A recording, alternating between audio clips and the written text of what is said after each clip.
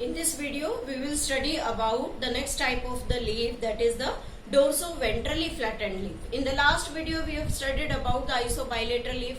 As you know, isobilateral leaf means which receives on both the epidermis the equal amount of sunlight. But there is an example of the dicot leaf which intake only the sunlight at one side and the other side always in the shady areas. Now, this is the dorso-ventrally flattened leaf. Dorso-ventrally flattened leaf. Flattened leaf means these leaves are always found in dicot plants, and these dicot plants shows the reticulate venation in it. Reticulate venation, and this reticulate venation showing that the main midrib is broader and the vein and veinlets are smaller. So the vascular bundle, or you can say the portion of the vein and the midribs, are different in their size. Now, first of all, we have to draw the structure. Then there is again present the two epidermis. One is known as the adaxial epidermis. Adaxial epidermis, and below it, this one is known as the abaxial epidermis. Abaxial epidermis. Adaxial means the upper epidermis and the abaxial means the lower epidermis. Okay. Then there is present the single layered barrel shaped cells and having the stomata only at the lower surface, or you can say the lower side of the epidermis. Means we are drawing here the stomata like this.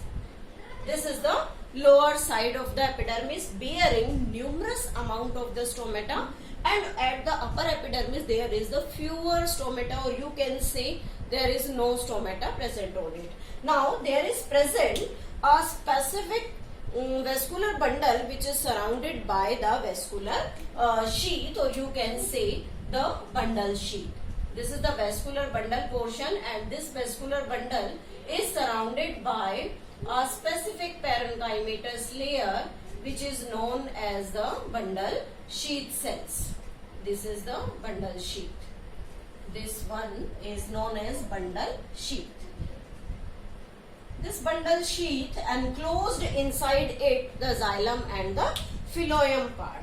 Now there is present the different xylem vessels in it. These are the xylary elements, or you can say these are the xylem vessels. Around it there is present the entire phloem part in it. Xylem and phloem both equally contribute in the transport of the substance, or you can say both of them are the conducting tissue. So these are surrounded by a bundle sheath cell.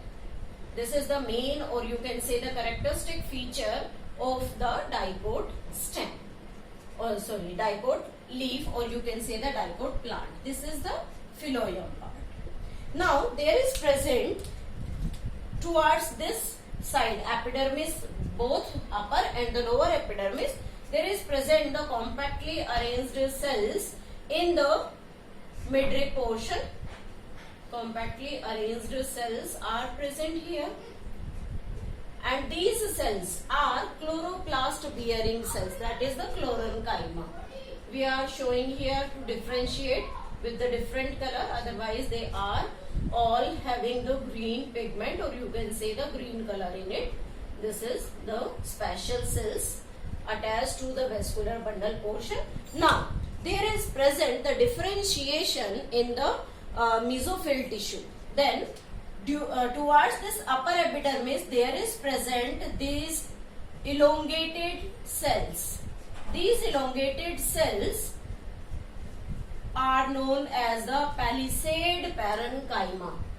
This is present always towards the upper epidermis end, and all these palisade parenchyma bearing chloroplast in it. So we are drawing here with the green color for making it different from the other type of the cell. This is known as the palisade parenchyma. Parenchyma. These are the compactly arranged and without intercellular space. Now towards the lower epidermis there is present the loosely arranged cells, and all these loosely arranged cells have the proper intercellular space between them. These intercellular spaces helps in the conduction of the substance with them, and there is present the air cavities as well as you can say the storage space or the air space in it.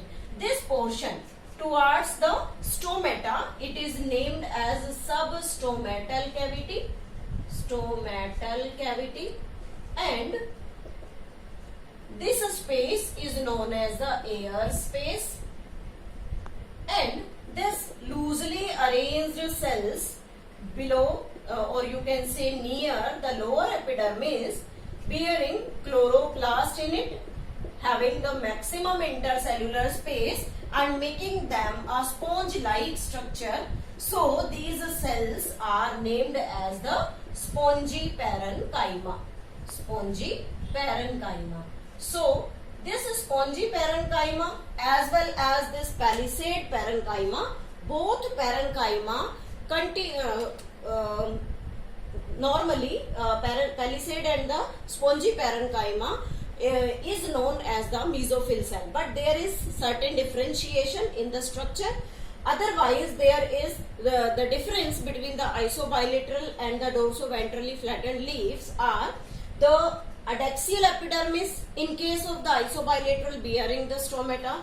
Here the more number of the stomata present at the lower epidermis but fewer at the upper epidermis. Second thing, the vascular bundle is surrounded by the bundle sheath cell in case of the dorsoventrally flattened leaf, but it is not present in the isobilateral leaf. Third thing, the mesophyll get differentiated in this dorsoventrally flattened, palisade and spongy. In isobilateral no differentiation is there, and in isobilateral there is present the different type of bulliform cells which prevent them in the water stress condition, but there is no bulliform cells are present. Now in the next video we will study about the secondary growth in the stem.